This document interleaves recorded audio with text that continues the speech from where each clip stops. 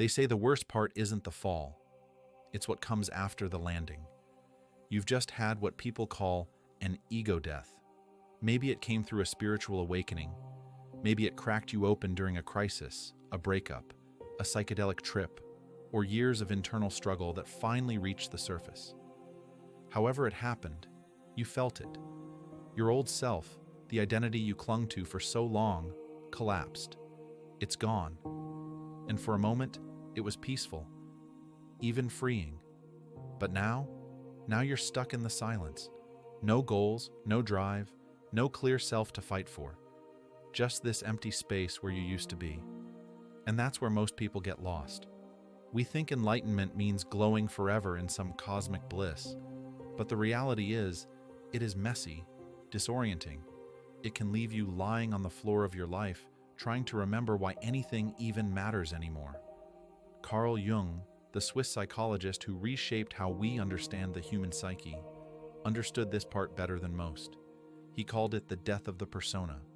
When the mask we wear for society falls away, and we see how much of our life was scripted by fear, conditioning, ego, and approval-seeking. But he also believed that this collapse wasn't the end. It was a beginning, a birth of something far more real than the persona ever was. But how do you move from that hollow, post-ego death phase into inspired, meaningful action? How do you rebuild without faking it again? That's what we're going to explore in this video. And trust me, it's not about becoming a productivity machine. It's about something much deeper. How to tap into soul-level motivation, the kind that isn't tied to external validation or identity, but to truth. And Carl Jung left us some powerful clues. So stay with me until the end, because we're going to flip the script on how you think about motivation, purpose, and healing after ego death. And I promise, by the end of this video, you'll have a new framework for moving forward, not back to your old self, but toward the version of you that was hiding underneath it all along. So here's where most people end up after ego death, in the void. Not depression exactly, not apathy. It's more like nothing sticks. The things you used to chase, success, popularity, being somebody, don't feel real anymore. Goals feel hollow. Affirmations feel fake. Vision boards? They gather dust. You don't lack motivation. You lack a self to be motivated for. Jung said this is the point where we either shrink back into an old identity, numb ourselves, reattach to shallow goals, or we begin the process of what he called individuation. That's the slow, sometimes painful path of integrating the unconscious, discovering the self, with a capital S, and creating a life not from ego, but in alignment with soul. He wrote, "In each of us there is another whom we do not know. He speaks to us in dreams and tells us how differently he sees us from the way we see ourselves. This is the beginning of your new direction, not by force, but by listening. But let's be real, this stage feels confusing as hell. You're not lazy, you're recalibrating. You're becoming aware of how much of your life was built on survival, not sovereignty. So if you're sitting in that space right now, where nothing feels urgent and the old ambitions don't light you up, don't panic. You're not lost, you're transitioning. Carl Jung didn't believe the unconscious would abandon you. He believed it would send messages, symbols, dreams, synchronicities, quiet impulses to guide you toward your next chapter. But you have to stay open. The new self can't be forced, but it will emerge.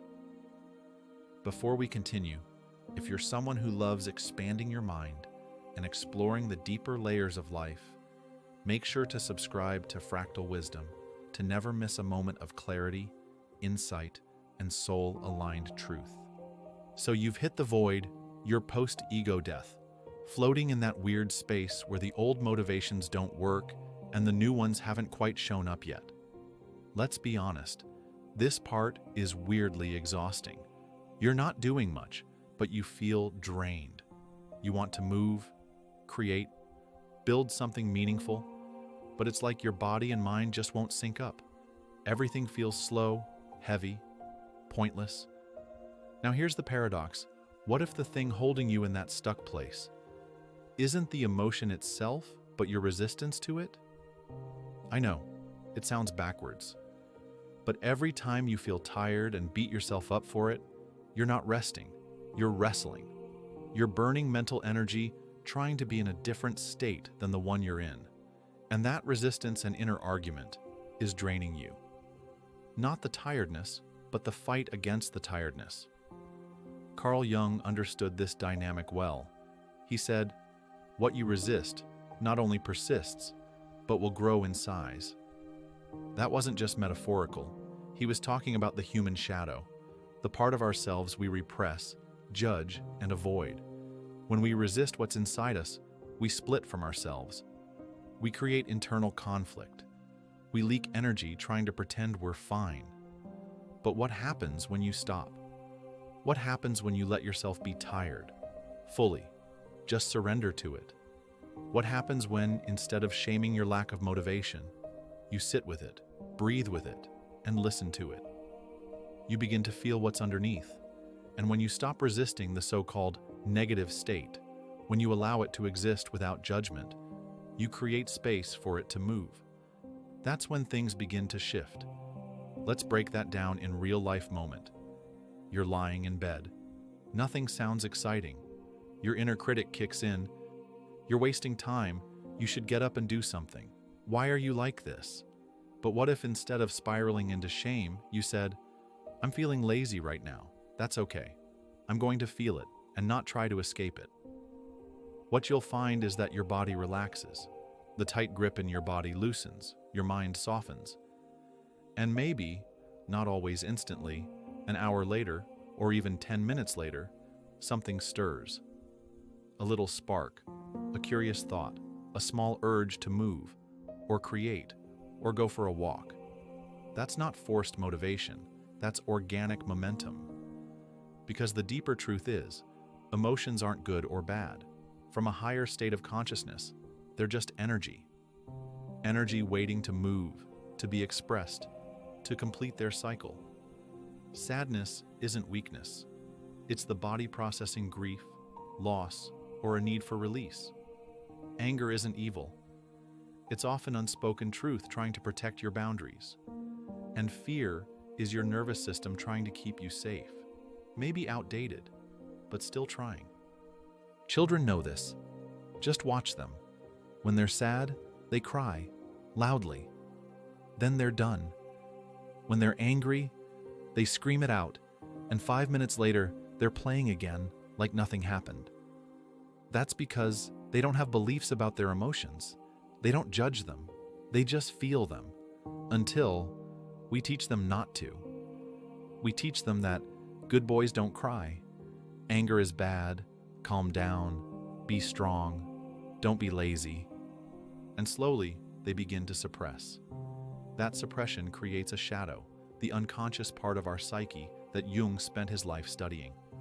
It's full of every emotion, impulse, truth, and desire we've ever judged or disowned. And your real power, it lives in that shadow. Your creativity, passion, boldness, authenticity, all of it is buried beneath the layers of shoulds and shouldn'ts. So if you're feeling unmotivated, tired, moody, uninspired, that's good. That's your fuel. You don't need to fix it. You need to feel it. And when you do, it transforms. And here's something surprisingly powerful. Just playing with the paradox can ignite creativity. Let yourself toy with the idea. What if my laziness was my muse? What if you wrote a poem called Fueled by Laziness, or an essay titled The Productive Power of Doing Nothing?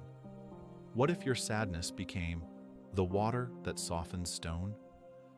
What if your fear inspired a story called The Brave Coward? Just imagine how artistically rich that sounds. Your mind loves a twist. It loves contradiction. It loves when something doesn't quite fit, because that's where the tension lives. And from that tension, new meaning can be born. Once you flip the label, your imagination lights up. It stops trying to escape the emotion and starts dancing with it. This is creativity at its core. Not the polished Instagram version, but the raw, real kind that comes straight from the soul. Jung would say, this is your unconscious coming online, offering symbols, language, and metaphor to help you express what the rational mind can't. So next time you feel off, don't fight it. Write, paint, or speak from it. Let the paradox be the punchline. Your resistance isn't your enemy, it's your untapped artist. And your shadow? It's holding the paintbrush. So by now, you've probably realized something most people never get to. The path forward after ego death isn't about pushing harder, it's about listening deeper. And that brings us to one of Carl Jung's most powerful, yet most misunderstood concepts, the self.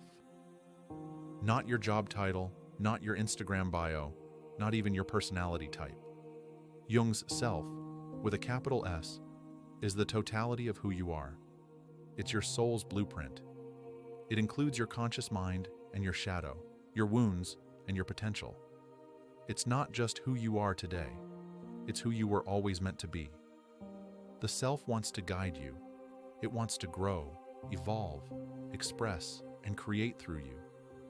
It sends messages all the time, dreams that feel like clues, strange synchronicities, random urges to write or move or call someone, feelings that don't make logical sense, but somehow feel true. But we miss it because we're trained to only trust logic, only trust action, only trust results. Meanwhile, motivation from the self doesn't come from pressure. It comes from resonance, from noticing what feels real, even if it's quiet, from following the gentle tug, not the loud demand. And look, there's a reason this is so hard. There's a reason most people avoid their shadow. It's not because they're weak. It's because feeling, really feeling, can feel like losing control. And losing control feels like losing your ground. You know you have to go to work tomorrow, run your business, show up for your kids and your partner, keep functioning. So of course you tighten up, you suppress, you armor yourself with logic and routines and a fake smile, because you're afraid that if you let go, even for a second, your whole familiar life will crash. That's not failure, that's survival. And it's totally valid. But here's the deeper truth. Feeling your sadness, your tiredness, your anger, it doesn't destroy your life. It grounds you in it. Because beneath all that tension is your real self, waiting to be heard. Let's make this real. You've been sitting in the void, letting yourself feel, not resisting. And one afternoon, this strange urge pops up.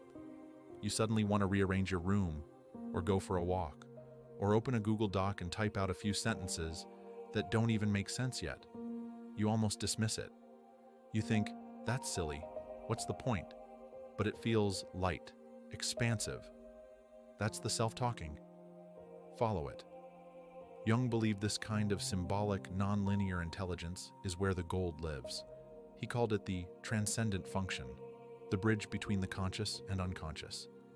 When you allow both voices to speak, something new emerges, a direction that isn't forced, but revealed. But yeah, it's hard to trust that, especially in a culture that treats rest like weakness, intuition like fluff, and productivity as the ultimate sign of worth. You were raised in that system, so of course you doubt yourself. Of course you feel like doing nothing is dangerous, like you'll fall behind, like if you don't figure it all out right now, you'll stay stuck forever. But the truth is, the soul doesn't run on deadlines. It runs on alignment. And when you start honoring your energy, listening to your deeper impulses, making space for feeling instead of constantly fixing, something shifts, slowly, then suddenly. You start wanting to move again, not because you should, but because it feels meaningful. You start writing, not to be productive, but to express something real. You reconnect, not to perform, but to relate, authentically. And this is when the magic begins. Motivation stops being something you chase and starts being something you channel. You become a vessel for the self, for life itself, for that inner artist, inventor, content creator, healer, teacher, builder, Whatever it is that's been hiding under the rubble of who you thought you had to be. Ask yourself, what has myself been trying to say lately? And if you don't know the answer, good. That means you're listening. And now, you might be wondering, okay, but what do I do with all of this? Because life is still happening. Bills still exist. The world doesn't pause just because you've gone through a spiritual death and started waking up to your truth. And this is where we bring it full circle. Because here's the truth that most spiritual bypassing skips over. You still have an ego, and that's okay. Carl Jung never said the ego was the enemy. In fact, he believed the goal wasn't to kill the ego. It was to integrate it, to bring it into alignment with the self. Your ego is your interface. It's how you operate in the world. It helps you make decisions, set boundaries, protect yourself when needed. It only becomes a problem when it starts pretending it's all there is, when it disconnects from the deeper source. So the path isn't about choosing between soul and structure. It's about letting your structure serve your soul. And this is where motivation takes on a whole new flavor. You're not moving just to achieve. You're not building out of fear of falling behind. You're creating because you have something to say, something to give, something that's been living inside you, waiting for space. So yes, start small. Let your routines be soulful. Let your work have rhythm. Let your creativity have cycles. Take care of your body because you love it, not because it's a productivity machine. Let your calendar have grace. Let your mornings be soft, if that's what you need. Let your evenings be sacred. And when resistance shows up again, as it will, don't fight it. Ask gently, what are you trying to tell me? Because now you know how to hear the answer. You've met the part of you that doesn't need to hustle to matter. You've begun to understand how sadness, laziness, even fear are not blocks. They're messengers. They carry the keys to your next poem, your next idea, your next direction. This is the gift of ego death. It strips away everything false so that what's true can finally speak. And when you let that truth shape your actions, when you let your shadow, your stillness, your paradoxes inform how you move, how you show up, how you serve, you become whole. You stop performing and start expressing. You stop pushing and start aligning. You stop chasing life and start living it, fully, wildly, softly, in all its beautiful contradiction. That's not just motivation, that's embodiment. That's the self, alive in the world. And if you've made it this far, you might already feel it, that quiet knowing, that shift. It's not loud, not flashy, and not viral, but it's real, and that's enough. If this spoke to you, if you felt even a tiny shift while watching, hit that subscribe button and join a space for deep thinkers, soul seekers, and those who are done pretending. And I'd love to hear from you. Drop a comment below and tell, what part of this landed for you the most? Or where are you right now in your own process of awakening? Your story matters, and you never know who it might help.